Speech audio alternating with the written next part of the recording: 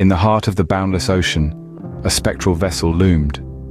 A ship as ancient as time, its sails tattered and torn, yet filled with an ethereal wind. This is no ordinary ship, my friends. This is a ghost ship, a phantom of the sea, carrying a crew as spectral as itself. This is where our story begins, with a young boy named Samuel, who found himself on an unexpected journey. Samuel, a boy of just 12, was a stowaway, hidden in the dark belly of the ship. He was a runaway, escaping the monotony of his life, seeking adventure on the high seas. Little did he know, he'd embarked on a journey far beyond his wildest dreams. The first night, Samuel discovered the ship's ghastly secret. The crew were not men, but ghosts, spectral sailors bound to the ship for eternity. His heart pounded like a ship's drum, his breath echoed in the hollow hull.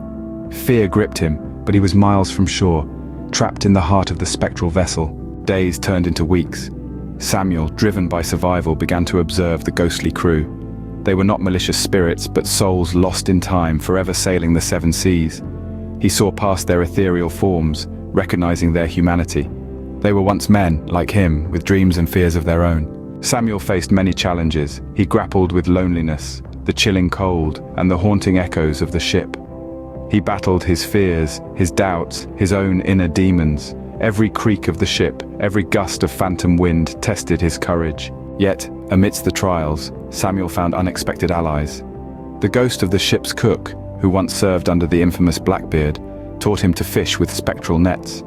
The ship's spectral surgeon, who had sailed with Sir Francis Drake, taught him the art of navigation using the stars.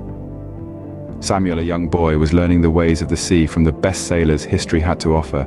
The ghosts, recognizing Samuel's bravery and resilience, began to accept him.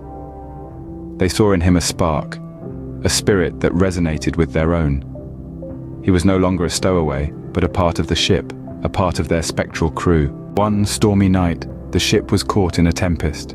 The ghostly crew battled the raging sea, their spectral forms flickering in the torrential rain.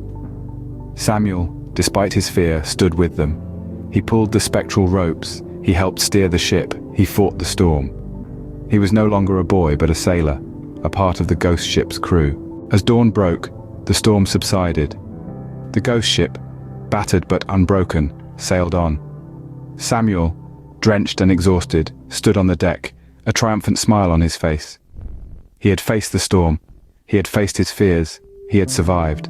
From that day forward, Samuel was no longer a stowaway, a runaway, or a boy lost at sea. He was a sailor, a part of the crew of the ghost ship. He had found his place, not in the world he had run from, but in a world beyond his wildest dreams. And so our tale ends, not with fear, but with acceptance.